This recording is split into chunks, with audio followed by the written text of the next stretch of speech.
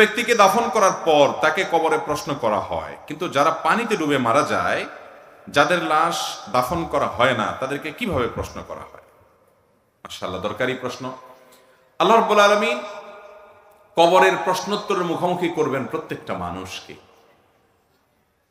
কবরের প্রশ্নোত্তরের মুখোমুখি করার বিষয়টি অগণিত হাদিস দ্বারা যেমন প্রমাণিত, কোরআনে কারীমের আয়াত দ্বারাও প্রমাণিত।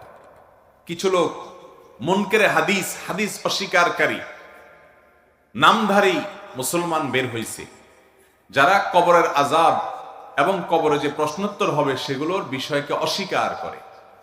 অথচ কোরআনে কারীমে আল্লাহ রাব্বুল আলামিন ফেরাউনের অনুসারীদের সম্পর্কে বলেছেন যে আন্নারু ইউরাদুনা আলাইহা গুদুওয়ান ওয়া আশিয়্যা ওয়া ইয়াওমাল কিয়ামাতি আদখিলু আলা ফিরআউনা আশাদ্দাল আযাব। ফেরাউন এবং তার অনুসারীদেরকে সকাল বিকাল শাস্তির মুখোমুখি করা হয়, আর কিয়ামতের দিন বলা হবে সবচেয়ে কঠিন শাস্তির মধ্যে তাদেরকে প্রবেশ করাবার জন্য, অর্থাৎ জাহান্নামে দেওয়ার জন্য। তার মানে তার আগে থেকেই তাদের শাস্তি হচ্ছে, এই আয়াত থেকে পরিষ্কারভাবে বোঝা যায়। আর কবরের আযাব বিষয়ে অসংখ্য হাদিস আছে। নবী করিম সাল্লাল্লাহু আলাইহি ওয়াসাল্লাম আল্লাহর কাছে পানাহ চাইতেন, আল্লাহুম্মা ইন্নী আউযুকা মিন আযাবিল কবর, আল্লাহ কবরের আযাব থেকে আমি পানাহ চাই। তাহলে বোঝা গেল কবরের আযাব এটা সুসাব্যস্ত, সুপ্রমাণিত। এখন কথা হলো, যে ব্যক্তিকে বাঘে খেয়ে ফেলেছে, যে ব্যক্তি পানিতে ডুবে মারা গেছে, পচে গলে লাশ মিশে গেছে, যে ব্যক্তি আগুনে পুড়ে ভস্ম এবং ছাই হয়ে গেছে, তার লাশ তো কবরে রাখার সুযোগই হয় নাই।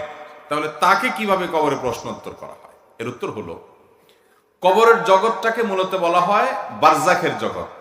আল্লাহ তাআলা কোরআনে কারীমে বলেছেন, ওয়া মিন ওয়ারাইহিম বারযাখুন ইলা ইয়াউমি ইউবআসুন। মৃত্যুর পর বারজাখ বলতে একটা জীবন আছে। বারজাখ মানে আড়াল, যে জীবনটা কিয়ামত যে কায়েম হবে সেটা, এবং জীবন, এই দুইটার মধ্যবর্তী জীবন, আড়ালের জীবন, পার্টিশনের জীবন, যে এরপরেই হবে কিয়ামত। এই বারজাখী জীবন, এখানে মানুষের রূহ যে অবস্থায় থাকে, তার শরীরের ধ্বংসাবশেষ যে অবস্থায় থাকে, ধরেন একজন মানুষ পুড়ে ছাই হয়ে গেছে, একজন মানুষকে বাঘে খেয়ে ফেলেছে, সেখানে বাঘের শরীরের সাথে মিশে গেছে, সে যে অবস্থায় তার শরীর ধ্বংসাবশেষ থাকবে, ওই অবস্থায় ওই জায়গায় রূহ দিয়ে ওখানে আল্লাহ তাআলা কুদরতি ভাবে, অলৌকিক ভাবে, আমাদের দৃশ্যের বাইরে, দৃষ্টির বাইরে আল্লাহ তাআলা তাকে প্রশ্নোত্তরের মুখোমুখি করবেন। ওইটাই তার বারজাখী জীবন।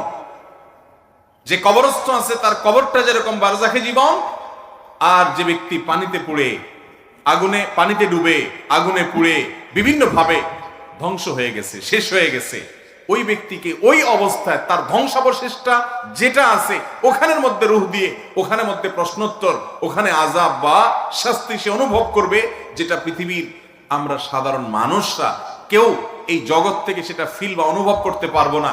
কারণ ওই জগৎটাই হলো আলামুল গায়ব বা অদৃশ্যের জগৎ।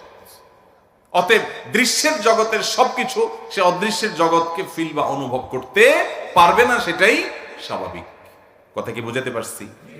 অতএব আলামুল গায়ব সম্পর্কে, অদৃশ্যের জগৎ সম্পর্কে আমরা কোরআন এবং হাদিসের আলোকে যেটুকু শুধুমাত্র প্রমাণিত, এটুকু আমরা বলতে পারবো।